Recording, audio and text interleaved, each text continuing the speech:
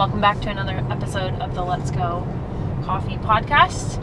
We are on our way to Funny Farm Apiaries. This is a Let's Go on the Go podcast. Yeah. They raise honeybees and sell honey at our local farmers market in Emmaus, right outside our shop. And they invited us to come and check out the honeybee process and how it works, and check out Funny Farm, I guess. I'm excited. They asked us to do a podcast with the bees. And so one of our baristas was like, did you bring enough mics for the bees, like for each bee? And then we both were like, what if they were like all like perfectly in like a perfect file, like on like little bleachers, you know? And they're all like passing a little microphone around and they're just like, hi, my name is Ralph. I've just been doing this my whole life. I'm a worker bee. Yeah. They speak English. Yeah. I've also never been stung by a bee. Today could be my day. But we're meeting with Kevin and his mom, Wendy. Yes. And his dad also works on the bee farm, but he is out today. At an event. So we're going to meet with them and just learn about their farm and their family and why we should buy their honey. Yeah, I'm excited. It's a little different, so join us today. I'm excited. Yeah.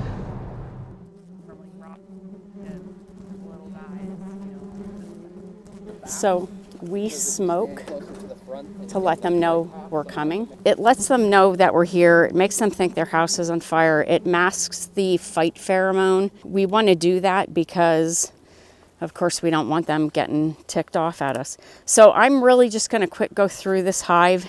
I need to find the queen. When I find her, I'll show her to you, but then she's going to go. She's not doing a good job, and they're not doing anything about it. And I've been in this hive one too many times, of course, with people, and I never did it while somebody was here, but I have to do it today. I got to get this over with.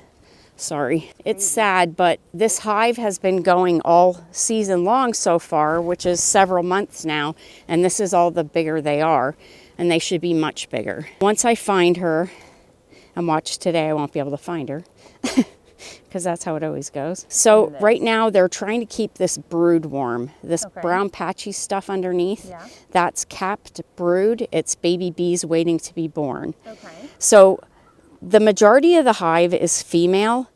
It's about 85 to 90% female, and there's only about, a small portion of drones, which I'm going to try and grab this guy here. Oh, I have her too. Sorry about that, sweetie. If you put your hand out, he can't sting. Okay. He's a drone. You can tell he's got a fuzzy butt. He's bigger than the little worker bees. Mm-hmm. But he's only here to procreate and eat. And once he mates with a queen, he will die. And you actually have a worker on the other here she is. So here's the queen right here. Okay. You can see her. She's a little bigger, longer. Her wings are shorter. Mm-hmm. So I really need to get her. This is our queen, the queen. Mm-hmm. And she looks good, but she's not doing a good job. So unfortunately, she has to go. So they have some... That's crazy. Just like, see ya. Yep. They won't know for a couple of minutes now. It's going to take a little bit for them to realize that they don't have a queen. But they have eggs, and they're going to raise a new queen. So when they want to raise a queen, what they do is every egg gets fed royal jelly. They'll get fed royal jelly for 3 days. But if they want to make a queen, they extend it. And that extension of the royal jelly creates that queen-like body. Okay. And it makes her anatomically correct to mate. So all the females in there, like the worker bees and everything, they all have working ovaries, but they suppress their ovaries for the queen. They're not anatomically correct to mate. Okay. So they couldn't possibly lay a fertile egg, which would be a female, a worker bee or a queen. The queen can determine what she's going to lay. She'll lay either a male or a female, and she decides what it's going to be. Wow. When she goes out to get mated, she will mate for life, and she carries all her sperm and the egg, all her eggs, for life. Wow. She can lay up to 2,000 eggs in a day. and $1 million in her lifetime. And how long is that generally? So it used to be about 3 to 4 years, but we're seeing that they're only lasting maybe 2. Okay. And in about 2 years, you kind of do want to replace them because they're starting to get a little slower. Sometimes they're not laying as well as they did before. So we're going to go in this one now. And I promise I'm not going to kill any more queens. I just really needed to get that done. So you can see like on this frame, they're putting away nectar. Usually what happens is you usually have 2 brood chambers and then a honey box. This is their honey box. It's not to say that she's not going to come up here and go, oh, this is a honey box, I can't lay here. But she will lay, and I'll show you like on the next frame. I think she did lay on this one. But this is their nectar that they're putting away. So they're working. Yep. They're on the job. Exactly. They're always working. And usually it's these frames she will lay in, and these are the honey frames. But because this is like their nectar box, and some of the frames on the outer edge are blank, they still haven't drawn comb out, they're going to put, nectar wherever they can. Yeah, she did lay on this one. You can see there's a little brood on the edge. So like this piece here. Yeah. Yep. So those are baby bees. Yep. So let me see if I can see eggs on this frame. It doesn't look like it. So if you take a look at like these girls here, they have orange on their legs. This one has like a yellow white. That's pollen. Okay. They have little saddlebags on their legs, and they push the pollen in there. Sometimes it's like really, really full on their legs. And then what they do is they will scrape it off into the cells and pack it in there. It's like, I always like to watch for a little while, because sometimes they do it and it's pretty cool to watch them take their front legs and push it off into the cell, and then they come back and there's like nothing on them. And then they go back out again? Yep. So like, as far as honeybees, do they all do the same thing? You have a queen, but then are all of the rest of them getting pollen, or? No. You said the drone. So was on? what they do is, from the time they're born, they work through stages of life, just like we do, So this is a big guy here. That's a drone. Okay. Yep. So when they're first born, the very first thing they have to do is feed themselves. They go out, they go to the cells and they look for food. They come back, they clean the cells. And so they're nurse bees when they're first born. They clean the cells, they feed the eggs, and they make sure that the larva is fed. Again, this is like a brood frame. It's all capped brood in the center. They put food on the outside so that it's readily available to feed. So they eat this nectar here? Well, right now they're depositing. Oh, okay. Yeah, their heads that, they're depositing. Yep. Depositing means they're dropping it. They're regurgitating nectar. So they eat it and they throw it back up. Yeah. So what happens is they have 2 stomachs. Hey, it's efficient.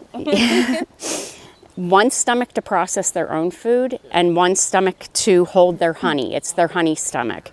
So they will come back with a lot of nectar, and they'll pass it off to a nest mate, probably at the door, so they can get right back out and collect and everything.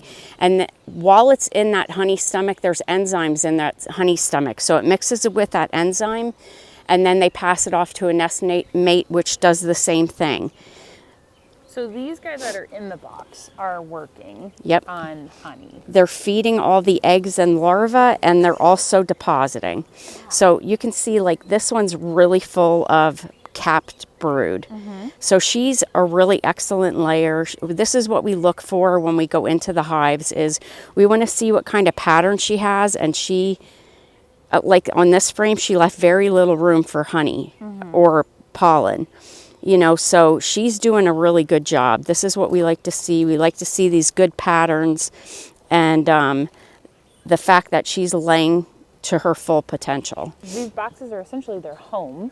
So Correct. they have to have all elements of the home, and then the benefit is just that we get honey out of part of their house. Right.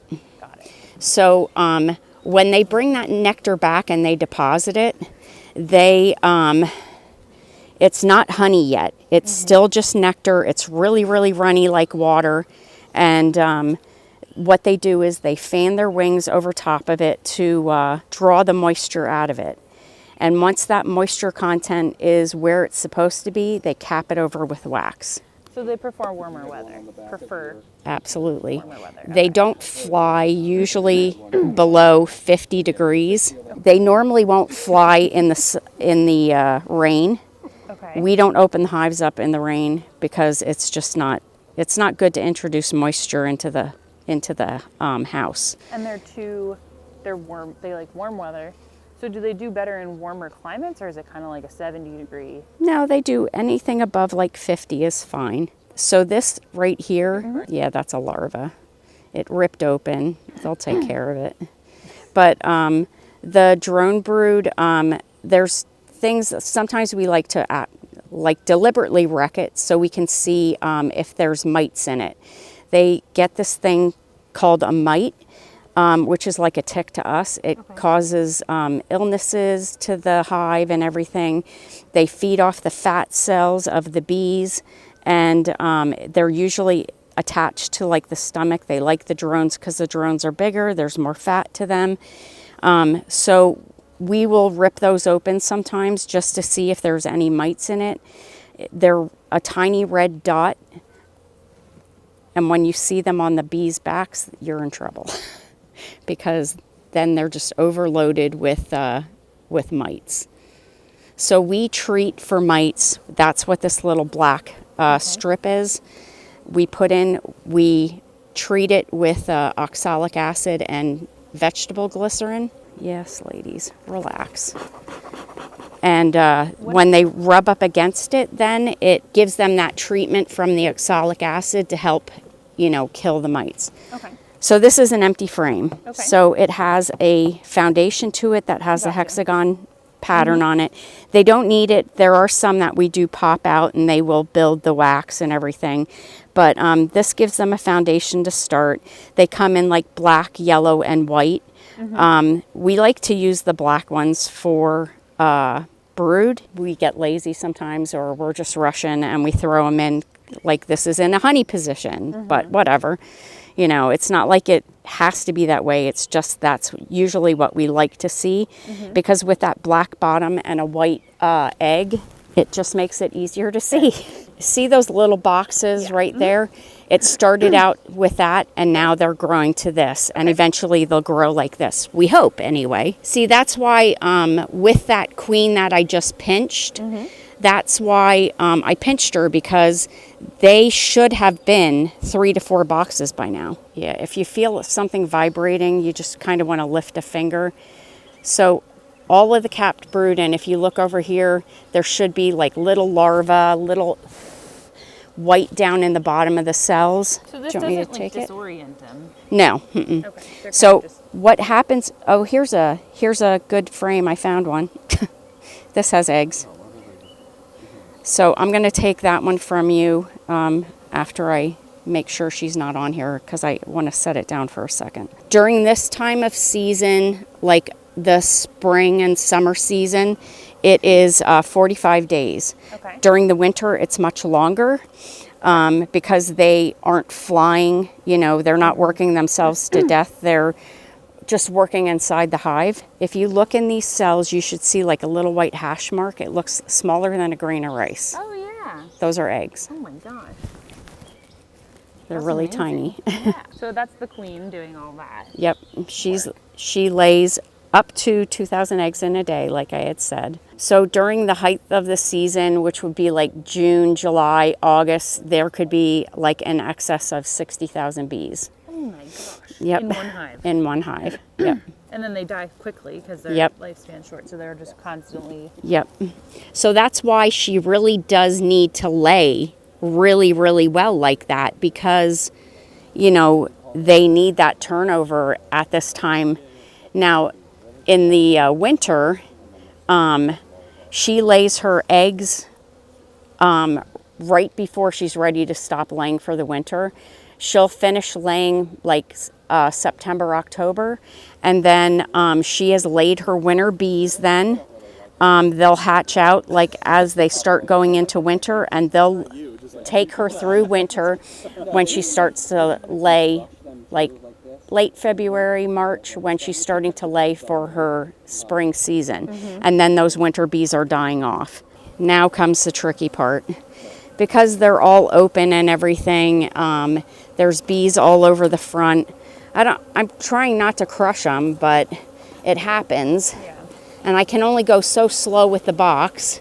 You're good. So, but we have to get it, we have to get it closed up, and they need to get out of the way, but they don't. So there could be drift because the hives are so close together, so they could come in. But usually what they do is when they get to that front door, thank you.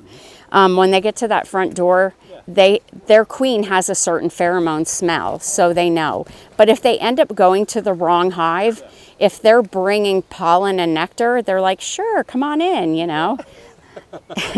It's like, your neighbor showing up with pizza and beer. You're like, of course you can come in, I'm going to pass this frame off to you. And the only reason why is because you felt the weight of the other frames. Yeah. Okay, feel that. Oh, wow. That's significantly heavier. So that is a honey frame. In the middle. Sorry about that. Nothing like pissing the bees off during a beekeeper experience. It's all right. So We're easy going. So she usually lays in the center of the box, and they usually put honey on the outer edges. It's not like she won't lay anywhere else. This year, actually, I've seen more queens laying off to the right or off to the left and not in the center. Okay. And I'm a little OCD. Yeah. So I want to force them to lay in the center, so I move things on them. Okay. But they're going to do what they want to do. I mean, she may come back and be like, yeah, joke's on you. I'm still going to lay on this side, and thanks for the empty frames that you gave me. Sure. Don't care that you stuck my eggs and stuff in the middle. They're going to do what they want to do. They always do. And if I've learned nothing from beekeeping, it was like, you can have a plan all day long, and they're going to tell you what you're going to do that day. It's not what you wanted to do at all. That's exactly right. So, and I can say to them all day long that I want them to do this, and they're going to be like, sure. When you close that door, we're just going to go back to doing what we do best, and it's not what you think it is. I mean, I don't know why I mess with what they do, because they know what they're doing, and apparently that's the way she likes to do it, so she's going to do it that way. But I just wanted to see if it would work, I guess, is what it is, by moving those frames. So they're Honey too. Okay. So they're putting a bunch of honey up in the top. She hasn't even started laying up here yet, which is fine, not a big deal. She is newer. She is a this year queen. So do you see this stuff here on the edges? This is propolis. Okay. Propolis is a thing they will produce. They get resin from needled trees, and they create this sticky substance. What it does is it glues everything in. Okay. In the summer, it's pretty sticky. It causes like a lot of problems for us as beekeepers because we have to pry things apart. But then as it gets cooler, it gets harder, or as it gets older, it gets harder. But it is like an antibiotic for them. Okay. It keeps them healthy. It's also beneficial to us too. The workers suppress their ovaries for the queen, so they can lay, but they usually don't. But every now and then you'll get a worker who's like, oh, we don't have a queen? I can do it. I can totally do this. So we probably have a laying worker because there's nothing else. And all the laying worker can do is produce drones. And so this is the first time I've said this today, which is shocking all in its own. Nobody needs this many drones in a hive. Not at all. Because they are a burden to the hive. They're so much of a burden that come fall, they kick them out of the hive because they don't want them eating all the honey and everything else. So this hive we'll have to take care of. I'll do that like maybe tomorrow. what I'll do is either combine them with someone who actually has brood, and maybe what I'll do is combine them with those guys because they'll raise a queen and they have a lot of bees that will help them out. They also have resources which will help them out, because that's the other thing. That one doesn't have a lot of resources either. Okay. So when we combine them, what we'll do is we will put newspaper in between the boxes.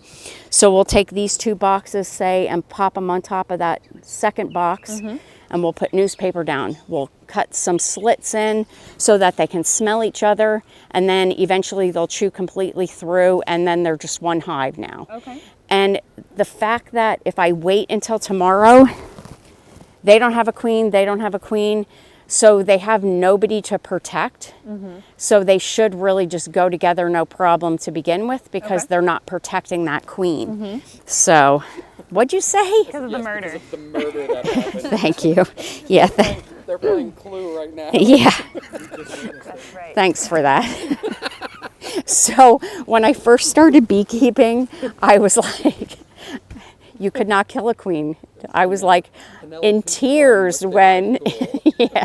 In the bee yard. Mark would be like, well, we have to kill the queen because she's not doing her job. I'm like, you can't kill her. And then I was like, no, you can't kill her in front of all of them. And he's like, seriously? We advanced. Yeah. Yes, we have. And our first experience was off with her. Yep. Really the first thing. Yeah. Yeah. Like, I have to do this. I was afraid that I would forget if I didn't do it right away. So I was like, we need to do this. Yeah. So the first time. Start with, we love our bees so much. Like, I'm very passionate about. Yeah. Yeah. Yeah, really. Turn your heads. But when he killed a queen the first time in front of me, I made him walk away with her and not kill it in front of the hive, because I was like, suppose they're going to be so upset that you just killed their mother. And he's like, they're not going to be upset. I'm like, okay. And I've learned they don't. There are times that you'll have a hive that is really passionate about their queen and they follow her everywhere. It's a little harder to kill that queen then, but they didn't care. They never even followed her around half the time. So, all right. So this is a brand new hive. It's supposed to have a brand new queen, a laying queen. This is what I've been told. So, but I was told that same thing with that hive too. So, but again, I'm not seeing anything. I'm not seeing her. And it's a really tiny hive. I see eggs. She must be on this frame. Yeah, I was going to say, I see. But Right there? Yes. Because there's eggs and there's royal jelly in a lot Nope. of these cells. yeah, there's eggs on this one, but I don't see her anywhere. So when they go to swarm, she will starve herself for 2 weeks so she's light enough to fly, which just blows my mind, because I'm like, really? Good for you for being light enough to fly after 2 weeks of starving yourself. Yeah, I wish it was that easy. I know, right? Light enough to fly. Yeah. So, and she doesn't fly well. What they do is they create an updraft for her to keep her up in the air, and she'll fly short distances, and then she'll rest, and then they'll move again unless they've made it to their final destination. But in answer to your question about how do you start out, what we do as beekeepers when we want to start a hive is you buy a package. And a package is 3 pounds of bees and a queen in a cage in the center of the mix. So then what you do is it's usually a bunch of bees from a bunch of different hives, and then that queen, like I said, in a cage in the center. You bring it home, you dump them into a box, and you keep her in that queen cage. There's a cork on the end of it, and there's candy underneath the cork. So what they're supposed to do is they're supposed to get used to her and her to them, and they will chew her out of that little cage. They chew through the candy and release her, and in that time period, they're all getting acclimated to each other and they're accepting her. Hey there, dude, what are you doing? If they don't have draw and comb like this stuff and it has like that blank foundation, You feed them so that they can draw out the wax and everything, and then she starts to lay. When they are first born, I said that they clean and they move through stages of their life. Their final stage is to be a worker bee not a worker bee. Their final stage is to be a forager. In the process of growing and everything, there's certain things that they can and cannot do. They have to be a certain age to draw comb. They have to be a certain age to produce royal jelly. So comb is produced from glands on their stomach. It secretes the wax and it comes out as a liquid, and as soon as it hits the air, it hardens. Wow. Then they chew it and manipulate it with their mandibles and their hands, for lack of a better term, and shape it. Yeah, little swords. Yep, and they shape it into hexagon shapes. Whenever she says that, I always laugh because I picture these like bees with, you know, those little finger hands that you can get. Yeah, the tiny I always picture bees like with those on, and it makes me laugh. And whenever she says that, I just start laughing, and she's like, "Shut up." We were actually joking with our baristas this morning. Yeah, you'll like this I joke. told them, I was like, yeah, we're doing like a podcast thing with like the bees, and she's like, did you bring enough mics for the bees? And I was like, pictured them all like sitting in on like a little like almost like a little like, bleachers. bleachers. They're all like passing the mic around. The mic, and they're like, hi, you know, I'm a worker bee. I've done this my whole life. Like they're like sharing, like, you know. Hi, my name's Ralph. That's awesome. I was born 25 days ago. It's like giving their whole. I'm coming up on the end of my life. Yeah, it's like their whole life story, or just like. That was like the funniest. She's like, That's "Did you bring enough awesome. mics?" So royal jelly, like I said, that they feed to every egg. It's just the amount of time for a difference in the amount of time for a queen. But the royal jelly is, if you hear anybody ever say it's a brain food, it's literally a brain food. It's secreted from their heads. Wow. There she is. Oh, you found her? Yep, she is Cool. tiny right there. Oh, okay. Oh, She's like a tiger. Yeah. So she's right here. Right there. Yeah. there. Here, yeah. She's got that like black spot on the back of her head. Yeah, I've seen small that. wings. Okay. Yeah. But she's a little on the chubby side, you know, and her, Wings are tiny. yep, and her body is a little longer than the regular worker bees. Now, she is newly mated. Should we dot her? I don't know what color hat she's wearing this year. So where is she? She's right there. Oh, okay, yeah. There, I got a little blue on her. She's like, I didn't like that. Okay, going to the other side. Did she come back over? No, she's over here now. Look at that, I got it without getting anyone else. Go me. Wow. It's not a lot. Professional or something. Yeah, well, trust me. I'm always like, I can dot her while she's running around on the hive, and I usually get every worker bee and not the queen. And the dot doesn't do anything really? No. Okay, now I'm going down her wings, so we're gonna stop while we're While we're up. Show me to try. ahead.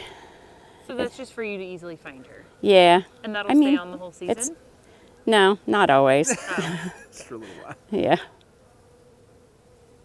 It's not a really good pen, Kev. That's the other thing. It's not real. Don't make her blind. No, I almost did it on the frame. Like yeah. Gonna be That's header okay. again.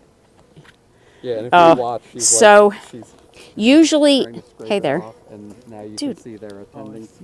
So they're all around her right now, and they're like, "What's going on? What did they do to you? What's that?" So usually Okay. we She just we doesn't know what catch just touched her. with this. So we would set it over top of her, slowly slide this across, catch her in there, and then press her back up against, and then dot her, and then let her dry for a while because they'll try and take it off of her right away. What we're trying to do right now. But one time, a couple years ago, I went to dot a newly mated queen, and she was going really quick, and I was trying to be careful not to catch her, and I was going like this because she was down here, and all of a sudden she scooted up to the top, and I literally cut her head off. Oh my gosh. And I was like, oh my gosh. And I just burst into tears. And gosh. Mark comes down, he's like, what is wrong? And I'm like, I just beheaded the queen. And he's like, why? I'm like, why? It's not like I did it on purpose. And he's like, that's not what I meant. I'm like, she just moved too quick, and they have to raise a new queen. Yeah. Or we have to buy one from someone. And it was my husband's hobby. It's his fault. And I started the business just because I lost my job. Okay. So I did not want to do this at all. I was deathly afraid of bees. I didn't like honey. So this was not on my radar at all to do. He used to go out and watch the bees, you know, collect pollen and stuff, and he'd say to me, come out, watch. You should see all the colors of pollen they're bringing back. And I'm like, what is wrong with you? There's no way I'm going to go out and sit by stinging creatures and watch them bring pollen back. There's no way. I said, you know why you guys wear a white coat? I said, you're one strap away from wearing a straitjacket. I said, you're all freaking nuts. And he just used to shake his head. And I'm like, it's crazy. I swore I would never, ever do this. And when I lost my job, he was working more hours to try and make up for my pay. And I just decided that I should probably help out because he wasn't getting to them. So I said to him one day, I'm like, I think I'm going to help you with your bees. And he was like, who are you? And he took me into a hive, and I was hooked immediately. They drew brand new comb, just watching them work together. I was just so amazed by how they work together and the things that they do and how perfect everything is.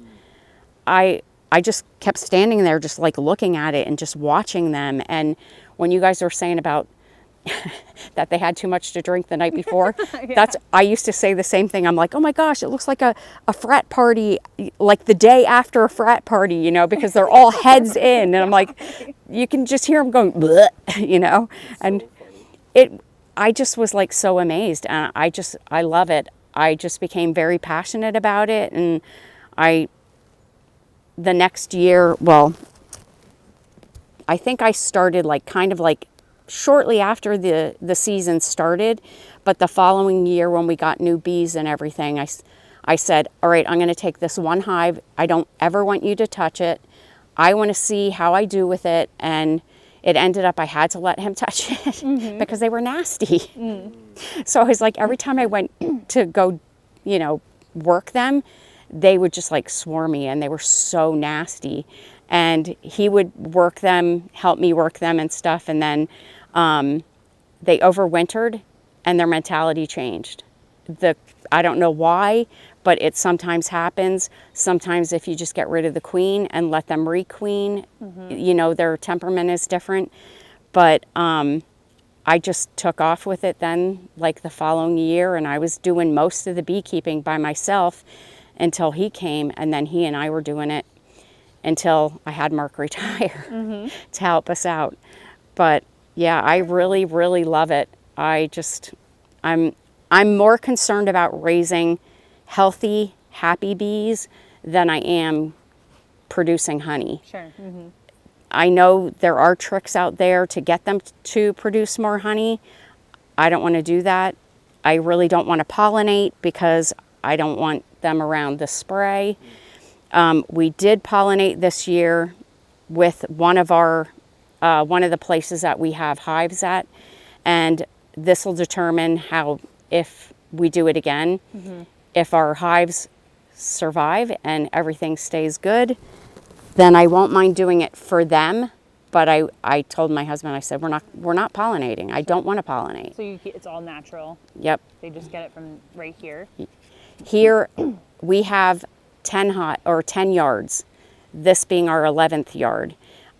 We are across 3 counties, and it could be like somebody's backyard. They just wanted bees. When somebody does ask us to bring bees to their yard, we tell them that we have to have at least 4 hives there. We need it to be worth our while to go there, not just that we're running all over the place trying to check hives. Sure. Yeah. And it used to be we put them anywhere. Now a couple years ago, he and I decided it has to be within a half an hour from the farm.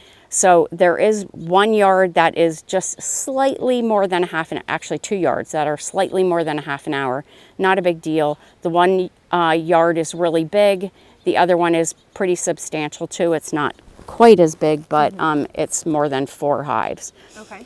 But yeah, we have hives down at Savage Farms, and they're super great to work with. Whenever they spray anything, they tell us what they're spraying so I can look it up to make sure it's okay.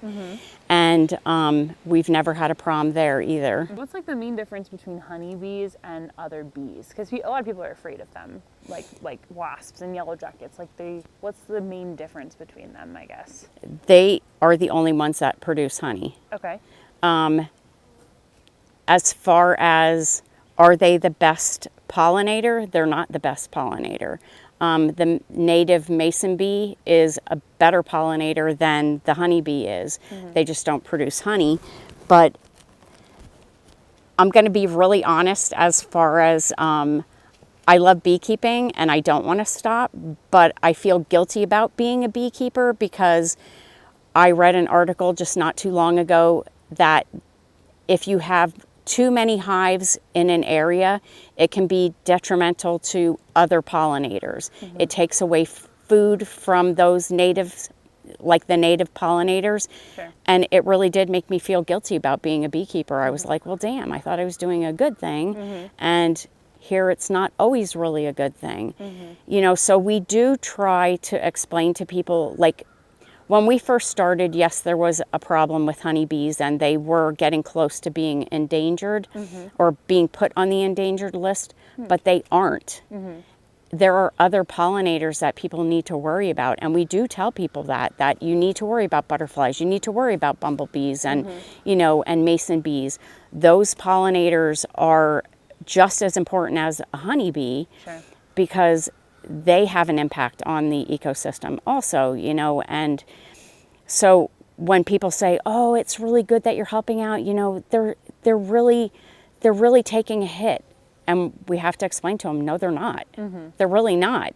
They're doing better than they ever have. And there's so many beekeepers, so many beekeepers anymore. And it's one of the reasons why he was saying earlier why I want to push that vinegar, because it's really getting cutthroat. It's not going to be as enjoyable for him. Yes, I'm sure he'll want to have some hives for himself, but I think it's not going to be like it is now. I mean, we're starting to see that things are even changing even since I started, and I only started 10 years ago. So I told you I'm a little OCD, so they cap it over. And then we just take a hot knife or a scratcher and expose the honey, and then it just pour it out from there. Yep. And so, like, on average, what would one of those hives, how many of these would they get, like, in a season? So they can produce anywhere from 45 to in excess of 60 pounds. Okay. Per hive.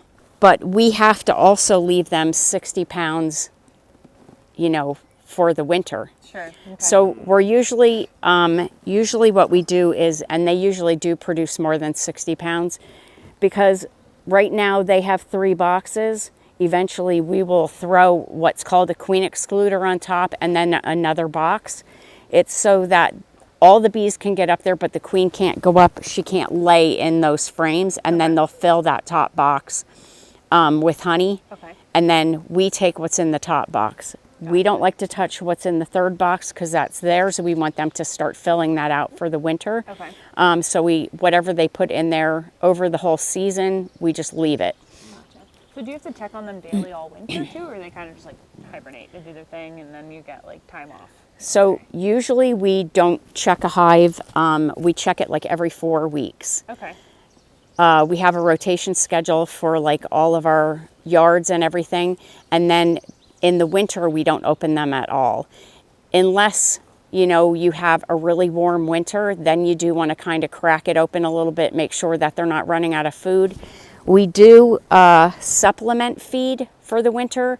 We make what's called a sugar block. It has sugar and water, and then there's essential oils that we put in to keep them healthy. It's a quick carb for them to eat. Okay. You don't want to feed them a protein during the winter because protein makes them poop, and they don't poop in their hive. Okay. So they hold it until a warm day where they can either go out to the edge of the hive and poop or take a cleansing flight. We also give them fondant, like cake fondant, Yeah. and another quick carb for them, just something.